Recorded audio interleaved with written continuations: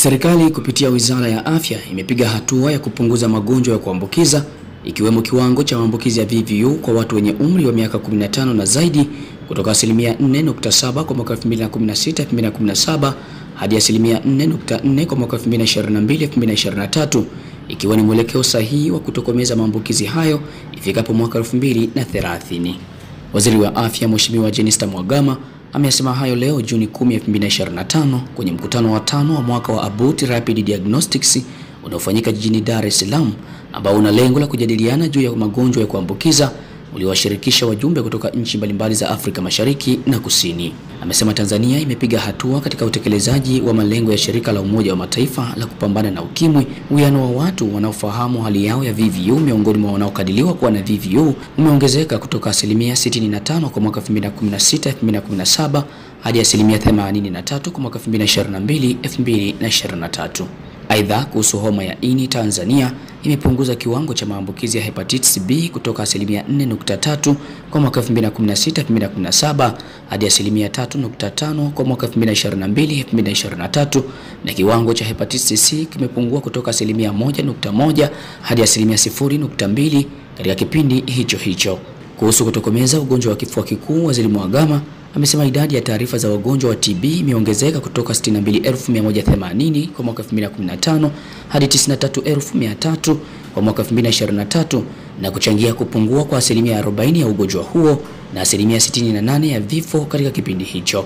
Elia Jackson Lupembe, hii ni News Update Media. Hakika leo naomba niwapongeze.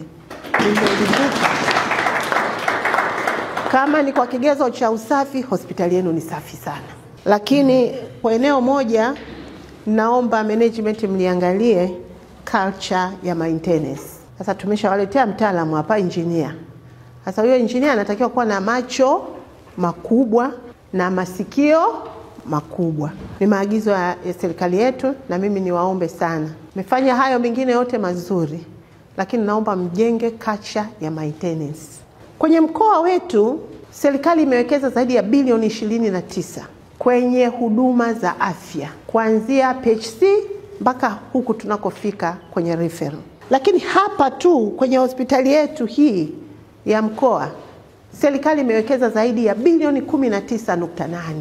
Kwa hiyo agizo langu hapa, culture of maintenance, lakini tulinde miundombinu hii kwa wivu mkubwa. Niwaambie tu Mheshimiwa Rais huyu Dr. Samia Suluhu Hassan ameirahisisha sana kazi yetu ya tiba nchini. Ameifanya iwe nyepesi. Tulikuwa niku pale juu tunakagua niku yetu, tunaangalia wale watoto. Yaani kuna mashine na miundombinu ya kila aina. Hapo mtoaji huduma, daktari, umerahisishiwa kwa kiasi kikubwa sana. Lakini leo huduma hizo zote ambazo zilikuwa ni kero kwa wananchi zinafanyikia hapa, na ni kwa sababu ya uwekezaji mkubwa uliofanywa na serikali. Na hiyo ndio faida ya serikali sikivu, serikali inayoongozwa na daktari bingwa mbobezi mwenyewe. Yaani kwa sababu ukimfuata Dr. Samia Suluhu Hassan kwenye sekta ya afya anavyofanya haya mabadiliko kwa haraka, yaani anadhihirisha kwamba yaani ubingwa na ubobezi ameubeba yeye mwenyewe kwanza. Kwa hiyo mimi ombi langu kwenu nyinyi watumishi kwenye hospitali hii ni kuhakikisha kwamba kwanza mna maintain mazingira na hospitali jinsi ilivyo, lakini la pili, maadili katika utoaji wa huduma zenu.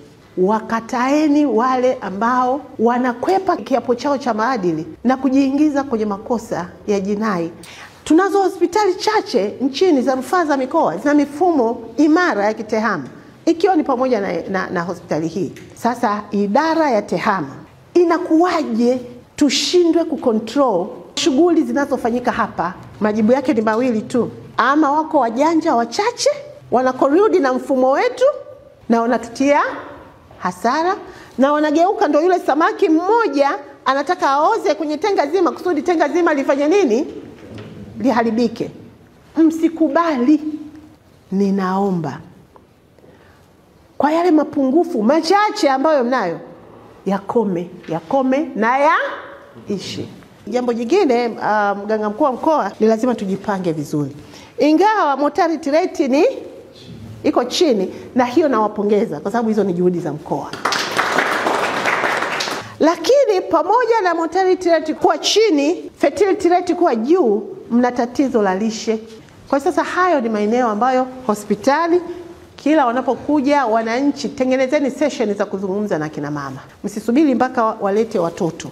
Waambieni akina mama. Twendeni pia na watoto kuhakikisha vifo vyao vinapungua, na swala la ukondefu na malnutrition isiyo ni sababu ya watoto under 5 kupoteza maisha yao. Tume ya Madini ina furaha kualika wadau wote wa sekta ya madini, ikiwa ni pamoja na makampuni ya uchimbaji, watoa huduma na wafanyabiashara wa madini kushiriki katika jukwaa la 4 la utekelezaji wa ushirikishwaji wa Tanzania katika sekta ya madini LCCF 2025. Jukwaa hilo litafanyika katika ukumbi wa Malaika Beach Resort jijini Mwanza tarehe 16 mwaka 2025 mpaka tarehe 18 Juni mwaka 2025.